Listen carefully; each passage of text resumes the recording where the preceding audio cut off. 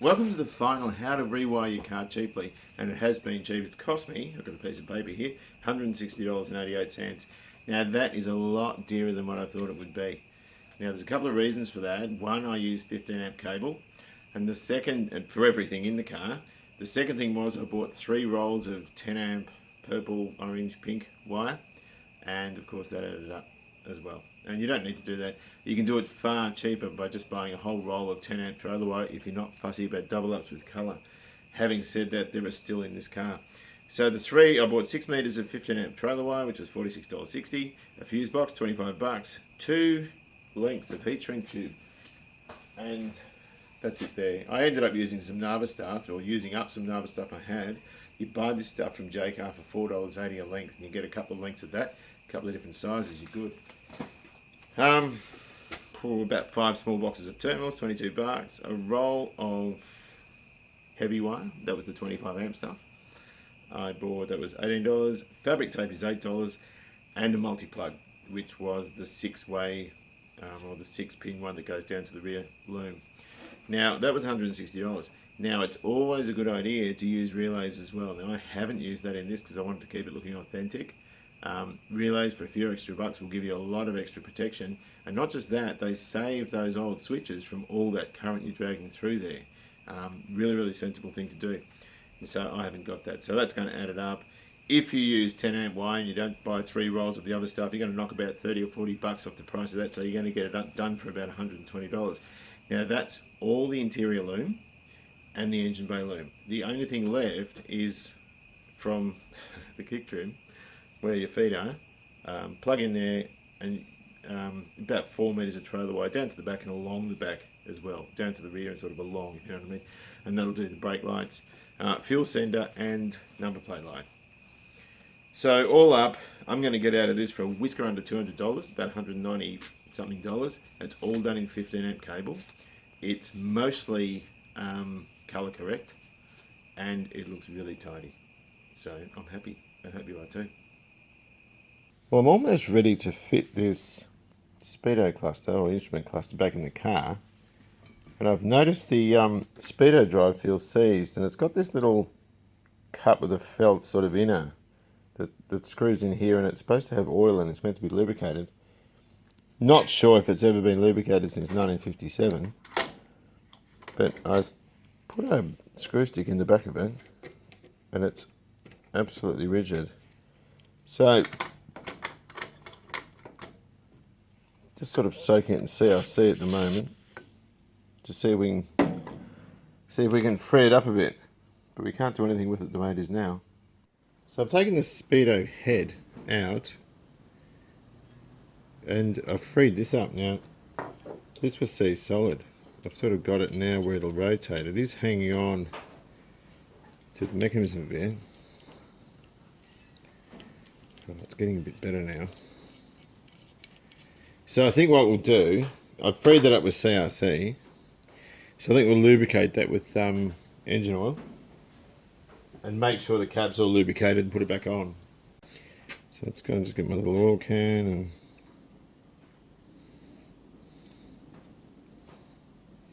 it's going to be tricky to put this down. It's just got a wick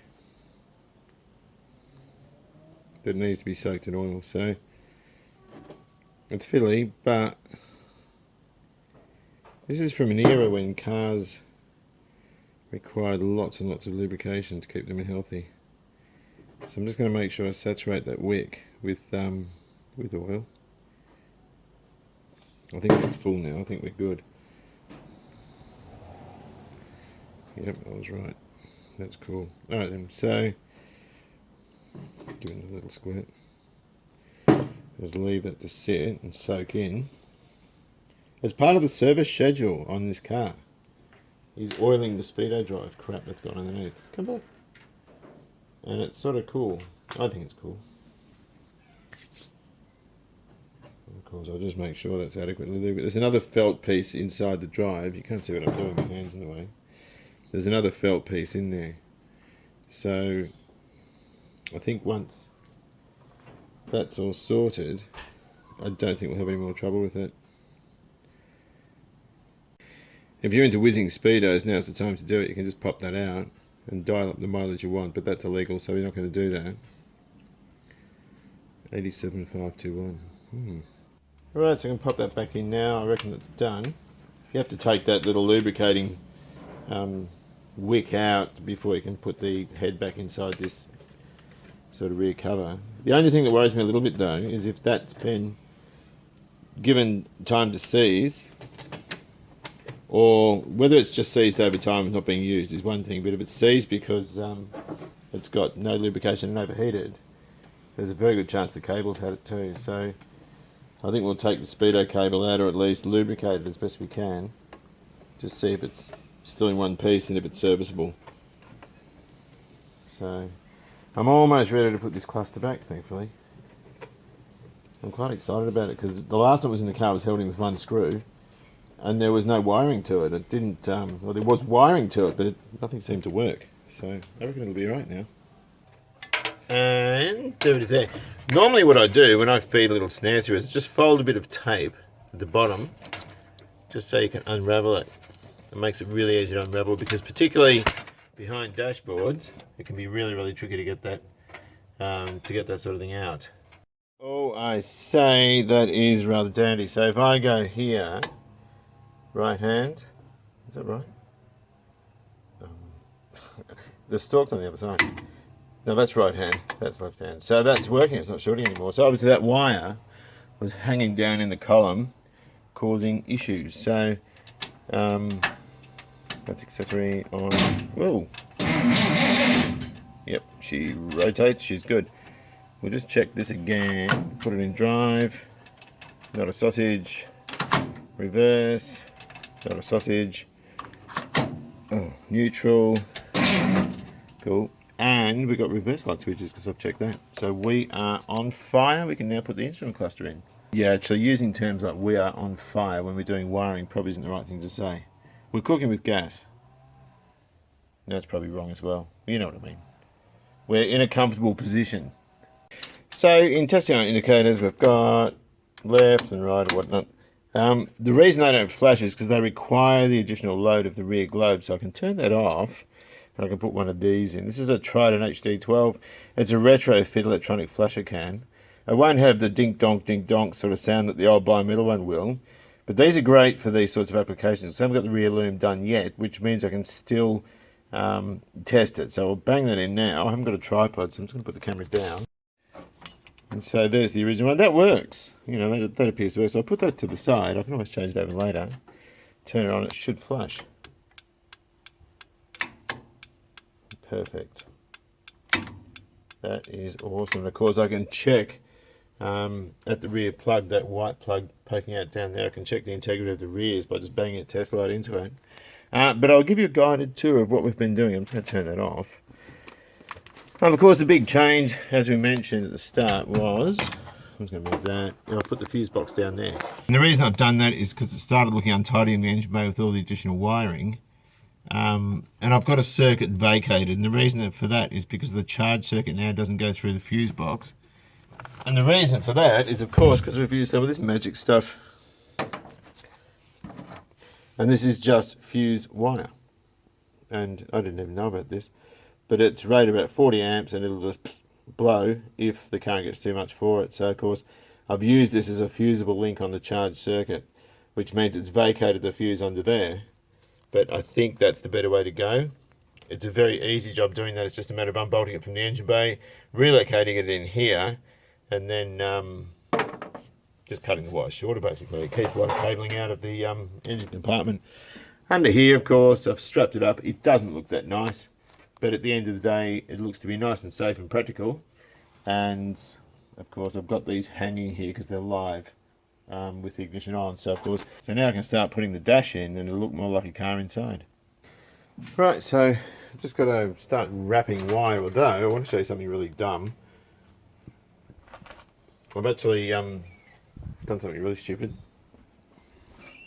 I wired the high beam light indicator into the power in, so it was on all the time. When you turn the headlights on, they come on. This would come on whether it be light or high beam, So I found the right wire, and then I cut it down here, and yet that wire's up there. So that is so stupid. I don't know why I did that. Just a silly mistake. It must be lunchtime. So I've got to put a patch in. I mean, that is a rookie mistake. But you know what? It's not beyond me to make mistakes anyway. Of course, here's two mistakes, two holes where the fuse box was when I changed my mind. I'll just put a bit of black paint around them just to hide them a little bit. But I mean, everyone makes mistakes, and if it just means putting a 4-inch piece of wire in because you cut something too short, it's not a big deal. It's not like I've just peeled off a huge burnout in front of a police station. But it's just, I should have known better. And now it's just a case of disconnecting everything and labeling it. Yeah. I'm getting criticised for not using guard covers. A few people have said use guard covers or fender covers. So we'll just label everything up, disconnect it all, and sort of wrap it. I've got to reroute around here a bit better too. That doesn't look too flush. Maybe underneath there, underneath here. So I'll just continue and do that. What we're doing here, I'm using fabric tape. This is a lot more unwieldy than the plastic stuff. The plastic stuff you can just sort of stick on and right down the loom. It's nice and quick. I've unhooked all these. I've had to cut the horn wire and put a connector down there, so that's no big deal.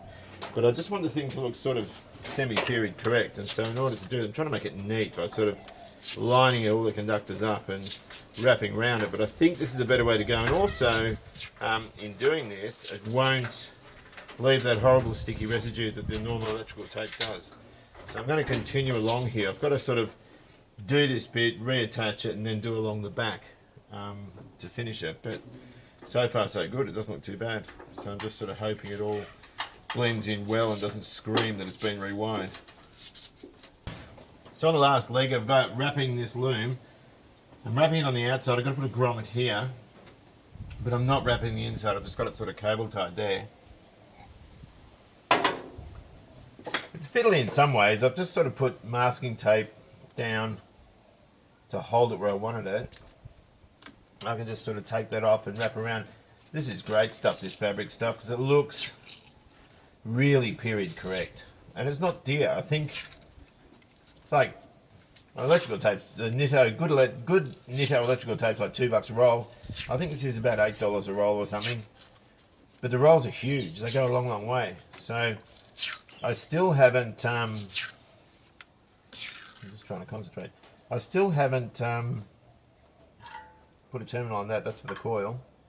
And there was another one I hadn't done yet. Oh, I left the washer feed. I've got a washer feed as well, which I haven't connected yet because I don't really know where I'm going to put the switch and all that sort of stuff for it. So I've got the temp sender coming through on a piece of vacuum line. Is that coil? Yeah, that can come off. So I'm on the last leg now, so it all tested all right. Right, so here it is. We've got this part that goes around the back, including that for the temp sender. Coil one hasn't been fitted yet because I haven't got the coil on. That's your fan. I've also got this one here. That's just for the screen washer. I'm going to put a bag in. That's just terminated. That can sit under there. And of course, all this here, all this one here, which these ones are a bit too long. I found some extra wire in the loom and just sort of pulled it forward, so I'll cut them and reattach with new terminals. But there it is. Oh, hang on. I've missed a bit. That's not good. I've also got to put a plug on for the horn as well. I omitted to do that before. Quickly. Right, okay, so we're finished in here now. We've got this coming through. Whoops, I'm lying. I've got to sort this bit out. Anyway, that goes along there. That's nice fabric. I'm worried about this bit in the corner here. It's rubbing against these cables. So I might put some convoluted tubing over those cables just to protect a little bit. It seems that the loom almost appears a little bit shorter since I've wrapped it, but what do you do? Brake lights, or brake switch I should say. Coming along the back, of course, you can see they're going down to the, whoops, that's come off, to the oil sender. There we go. And of course, our heater fan plug is here, and we've also got just the washer feed that's just sort of strapped up under there. It's not connected on the inside yet, but that can just sit there for now. I'm not worried about that at all. but it looks cleaner without the fuse box there. I just think it looks more original, cleaner, and that is the look I was ultimately chasing. I just don't want to scratch it. There's all this painted stuff everywhere. The good thing about having a car with no dash, no windscreen, is you can get the dash in reasonably easy. Right, so that's your... Which one's this? That goes in there. So I've just got to plug it all up. Mm-hmm. And then I've got to go on the other side to screw it in. That's this one. Don't swear. I'll cut that out. Oh, goody. That's the indicator. Which is at the top? Hang on. The oil pressure amps is at the bottom. So... It looks like you need a hand. Thanks, Rose. I could use a... Uh-oh. These are buggers because there's 4 screws holding the dash in. It's chipped here, which I didn't do. Yeah. And... Okay, so that one's in, but they're slotted screws. They're these, and you've got to get them in. I haven't got any hex screws the same thread. Otherwise, I just put those in. And there's one down the bottom here somewhere. It's just a matter of feeling around. it's just a matter of feeling around. Yeah. Not that sort of feeling around. Yeah. To try and get it in. That's just your fault. That just sounds wrong, but you know what I mean. It's just your fault. Come on, that's enough. I am enough. And I've got to... Mechanics feel with their hands much better than they can see. And it's just... Are some blind? Well, it's a pain because... Here we go. Oh no, I'm off. So yes? When was that actually fun for you? Oh, this is fun for me. Oh. But it's sort of... This is getting tiresome now because I've had the dash out a couple of times because I decided to... That's it, that's tight. I decided to change the way it was wired. Oh, yeah. So I've just got to do that side, and I'll do that later. But at the moment, I'm just going to bang a battery in there and just make sure it all works. I'll put the steering wheel back on too. Yep. But now, everything should work. Everything should be cool. Smile. Turn off. Nah, smile.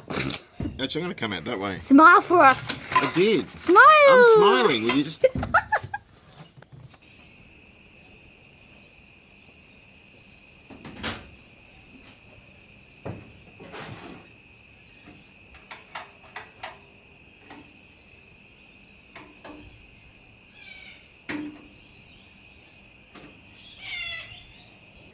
And of course we're done now. I've got the heater fan in.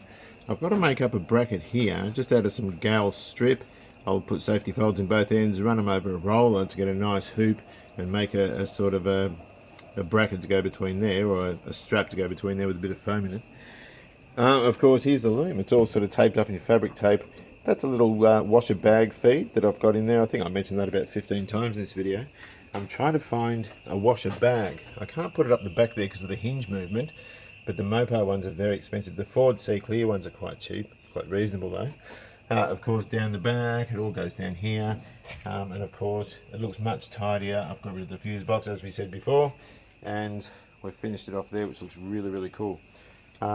Down here is a bit ugly in terms of, I've just put a couple of bits of convoluted tube there because these cables are leaning against there quite heavily, and I don't like that. I don't want it causing issues later on. Not very Plymouth, not very 1957, but that's what we've got. So I'll recolour these and make them look a bit tidier. That can come later, and of course pop a grommet in there too, because we don't want that doing what some of the 90s Kias did in terms of shorting out without grommets. I've seen that before. So there we go. Most of the wires are the right colour. There's, of course, I don't know if you can see it in this light, that's a pink and white, which is what they originally had there. So let's have a look inside the car. I don't know if you can see, the light's terrible down there. There's the fuse box, and of course we have our little white rear loom plug. And of course there's the existing plug for the rear that we've got to redo. And this is a really, really easy loom to make. About 4 meters of trailer wire going down to the back, and that'll service everything down there. Really, really easy to do. Going to cost around $34 to finish it. Now if I turn our little parkers on, we can see we have a lovely radio which I've just put in. That has to come out again when I get the new tubes for it. It does work, but the sound signal is very, very light. So of course some new tubes, might have to do a bit of recapping as well in terms of replacing 1 or 2 capacitors, but that will sort that out well. I've got that wired off the same as the Parkers, which of course control this. I'm just going to pop the lights off outside, so it might look a little bit different. You might be able to see it a bit better. Save for the reflections. Of course we've got, let me just turn some stuff on.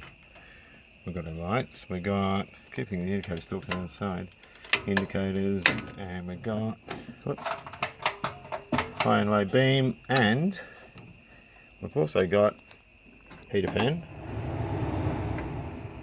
I love that radio. And we've got wipers, which you can't see. You can probably just see the little thing moving there, but it's parked now. And that is about it, I think. So, oh, one more thing I've got to do. This is all pitted. I want to get another one of those too. So I'm happy. Oh yes, I'm very happy. Oh, look at that. Very, very happy indeed, actually. So I think the next thing we'll do is start the thing up. I've got to finish the brakes though. So anyway, I'll see you later. At least I certainly hope I'll see you later. Anyway, bye.